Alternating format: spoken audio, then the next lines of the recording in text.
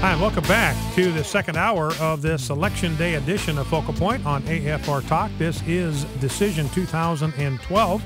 If you're inclined to see a change, Impeachment Day USA. Great to have you in the conversation with us today. Let's go right back to the phones. 888-589-8840 is the number. I guess we lost the caller we had on hold. If you'd like to call, we'll sprinkle phone calls in through the rest of the hour. I'd love to get your take, your reactions, your observations, your predictions, what you're seeing, what you've noticed as you've gone to vote. Do you see a heightened level of interest? Do you not? Any irregularities that you've observed? 888-589-8840 is the number to call. Now let's grab clip number 2 if we can, Rob. This is Stephanie Cutter. 2 days ago. She is a deputy campaign manager for Barack Obama. So she speaks for Obama. She speaks for the campaign.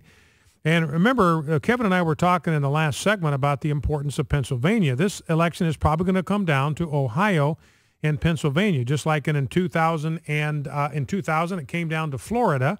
This election is going to come down to Ohio and Pennsylvania. Now, here is what Stephanie Cutter, on behalf of the campaign, was saying about Pennsylvania 2 days ago. Let's listen. It can be expanded, but I don't think there's any objective evidence that Mitt Romney has been able to expand that map. I mean, the thought of him going into Pennsylvania and winning Pennsylvania is just not based in reality. So that was 2 days ago. Now this is Stephanie Cutter last night on CNN. A little different message. Clip 3. Let's listen. But we're not taking anything for granted, Anderson. You know, Pennsylvania has tightened, absolutely. Pennsylvania has tightened, absolutely. If I were working on the Romney campaign, I'd probably be giving it a shot too.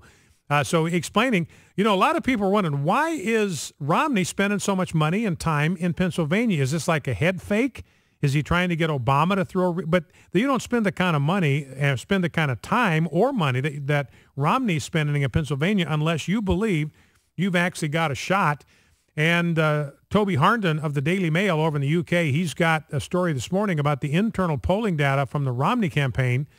And again, set aside all of what you've heard from these national left-leaning campaign groups, polling groups, Mitt Romney's internal polling. And remember, this is important because the candidates, they've got to have internal polling that they can rely on. They got to know what the scoop is. They can't afford to be politically correct with their own internal polling because they're making decisions about where they're going to spend time and where they're going to spend money.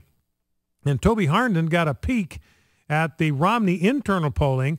They've got Romney ahead by 1 point in Ohio, up 3 points in New Hampshire, up 2 points in Iowa, and dead even in Wisconsin, and more importantly, deadlocked in Pennsylvania. Even in Wisconsin, internal polling for Romney has him moving from 8 points down to polling level in Wisconsin. So all of those states are in play. So Stephanie Cutter basically recognizing, look, the ground is shifting beneath Barack Obama's feet.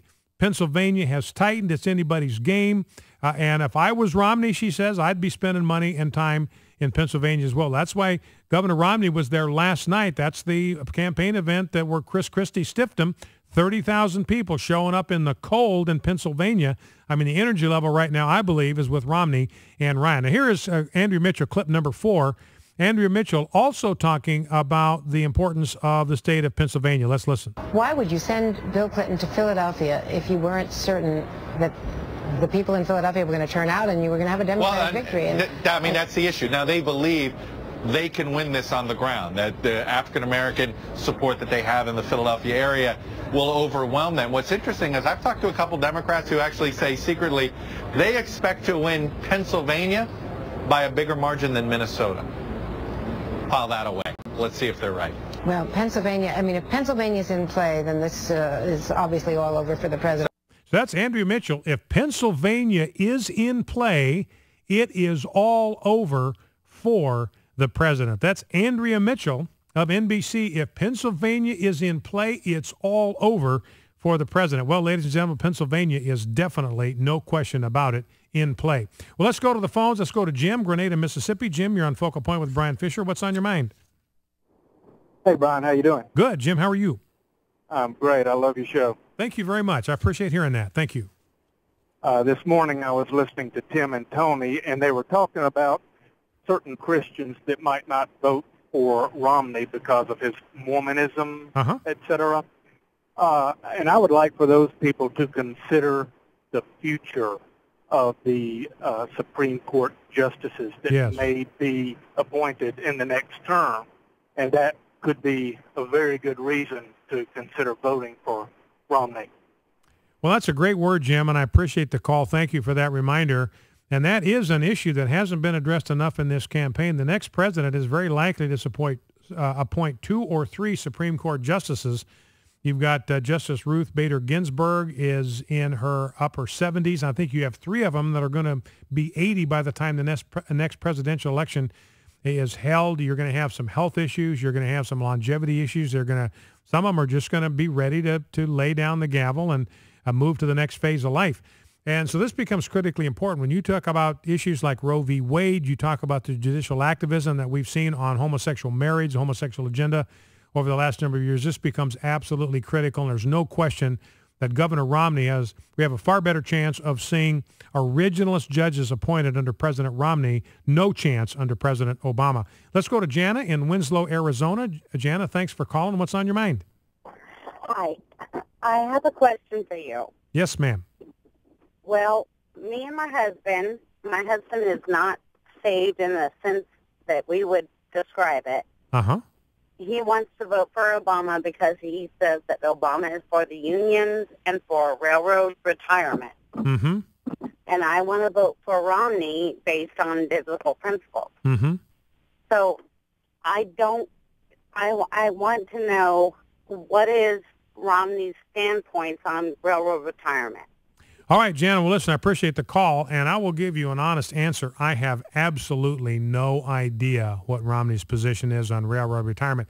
I don't even know if Mitt Romney knows what his position is. He's probably, my guess, has never even thought about it.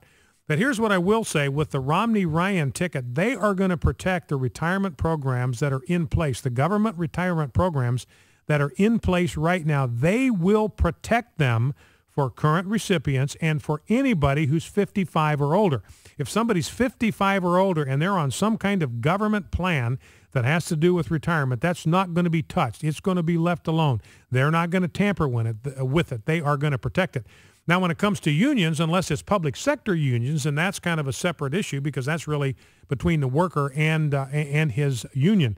If it's a public sector union, then I think the direction we're going to see Romney-Ryan move, which I think is the direction we ought to move, is, again, no difference for the people that are already in the system and approaching retirement. But I think where we're going to need to move with public sector unions, and again, it sounds like maybe your husband is a member of a private union, and in which case this would not be relevant because that's really between the union and the union workers. But if it's a public sector union, somebody that's worked for the government, I think the direction we're going to have to go, because public sector unions are bankrupting the United States of America. That's why places like Illinois, places like California are on the verge of bankruptcy, places like New York. That's why cities in California are going bankrupt because of public sector unions, government workers and their unions. We're going to have to go, in their case, to a defined contribution plan like you have at work, in private industry, 401k, whatever you put in, that's your money. You're going to have to go to that instead of a defined benefit program. Focal Point, AFR Talk. Here's Twyla Brace, president of